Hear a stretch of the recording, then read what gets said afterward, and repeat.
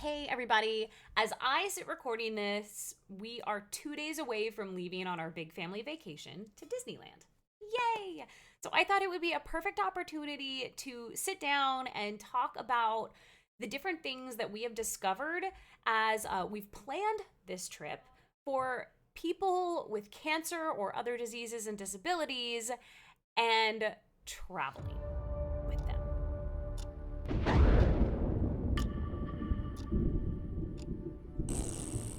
All right. So, as you can imagine, even just the idea of traveling while I have cancer, while I'm taking chemo meds, like for me at least, was and is a bit stressful. And I'm sure for other people it is as well. There are some people who are diagnosed with cancer and they are like, I'm going to travel the world. And they do. And wow, I could not do that. One, I it's just financially and all that kind of stuff, but also just the idea of like all of the different things you have to prepare for and keep in mind, and what if there's an emergency, or what if you really get sick and you have to go to the doctor or the hospital, and that's what my brain would do. So kudos to those of you who can and do take those steps and those adventures. Mine is a little smaller. We're just going a couple thousand miles away from home, and but there's still a lot of things that we needed to do as a family in order to prepare for this trip, and that I needed to do as an individual suffering from cancer to make sure that I was ready for this trip, and that me and my family can still have a blast while we're gone, and we can do it with as little stress as possible. So that's kind of what I'm going to chat about. Please don't forget to like the video, subscribe to our channel if you haven't already, and click that notification bell because it'll let you know when we drop any new videos at all. So, one of the biggest things that I was concerned about was taking all of my medications that I have, my chemo meds, my pain meds, and all of that, and having them with me as I was traveling. One, those oral chemo meds, if it weren't covered by my insurance, are crazy expensive. And if they're lost, I can't get more unless I want to pay out of pocket for that. And when I say crazy expensive, like thousands and thousands and thousands of dollars for like 1 month supply. So completely on edge. So it's not like I want to put them in my checked bag to go in the plane. Like, what if they lose my luggage? No, I want those to be with me where I can cradle them and stroke my bag lovingly, and so that they will never be lost. But then that raises another concern, like carrying all of this medication with me on a plane that way as well is also concerning because you have to go through security and people are going through your bags and all of that. So one of the first things that we did, which was a suggestion from a friend, was we reached out through the TSA website, and you can request accommodations for anyone with a disability or anything like that. You can request an accommodation to go through security in a different way. So there's an online form you can fill out. You give them the information about when your flight is and all of that, and then they forward that to the local airport, and that TSA, I guess, department reached back out to us and with information and a phone number that we can call when we arrive at the airport. And then they will take our entire party and do a private security screening where they'll go through our bags like individually, and we won't have to go through all the big machines and all of that. And then they will just escort us through security and off to our gate to relieve some of that stress, and potentially a lot of that stress that can happen, one, when you're traveling with a big party, but two, when you have a disability, and depending on what that disability is, can definitely like increase the stress level as you're trying to, you know, go through these giant security lines and going through these big machines and all of that. I wasn't even sure, like, would going through the x-rays impact the medication that I have? I didn't know. My doctor, I did check with him and he said no, but there are some medications where that's the case, where it can actually like hurt or damage the medications if it's going through all these different like x-rays and things like that. So all things to keep in mind. So doing it this way and having this private security screening, we won't have to worry about any of that. And that's what we're going to do. So, you know, we'll show up at the airport, we'll give them a call, and our entire party will together to do this and hopefully bring the stress level at the very beginning of our trip down just a little bit. That's the hope.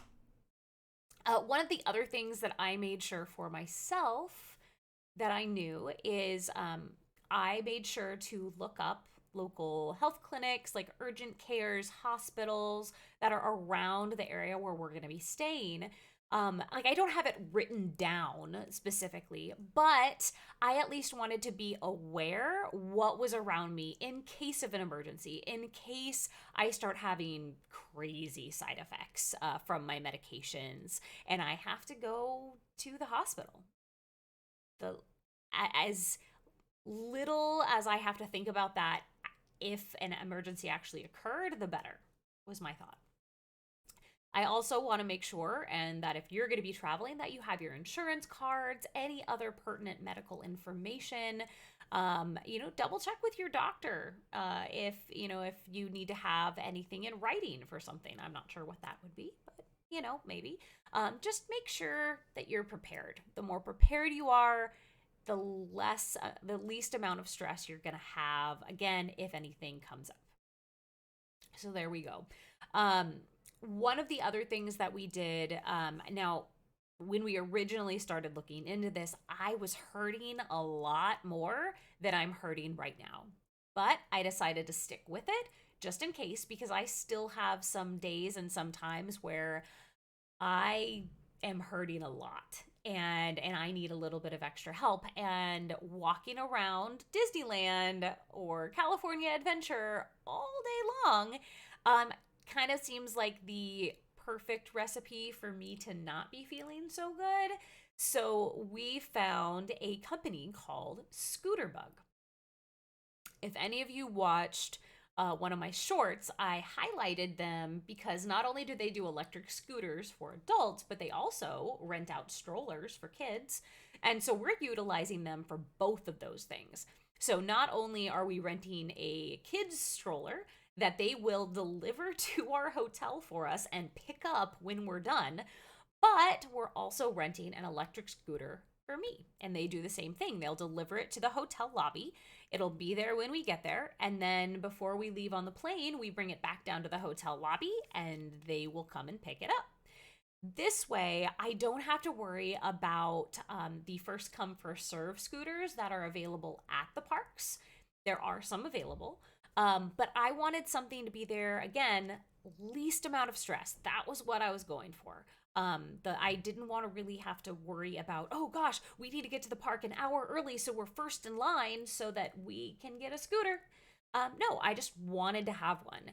And the price was really reasonable as well. For one, the peace of mind, and two, just for having it as the ability to have it if I need it. And knowing too that, let's say I'm feeling great and we make it and I've been using the scooter, I can always go back to the hotel and drop it off and then come back to the park. Or we have a big group, and if I'm like, you know what, I need to get up and I need to walk for a little while, I'm sure there's someone else in our group who'll be like, I'll drive it. Yay. So that's what we're doing. That's what I decided to do for myself so that I didn't push myself too hard. Because coming to hopefully my almost last point of this video is, so often when we go on vacation, a really common thing that you hear is, oh, whew, I need a vacation from my vacation. I don't want to feel like that. I want this vacation to be fun. I want it to be relaxing, and I don't want to come back from my vacation and be more exhausted than when I left. I want to be rejuvenated. Like, that's kind of the point of vacations, right? Or it should be. So, give yourself permission to slow down.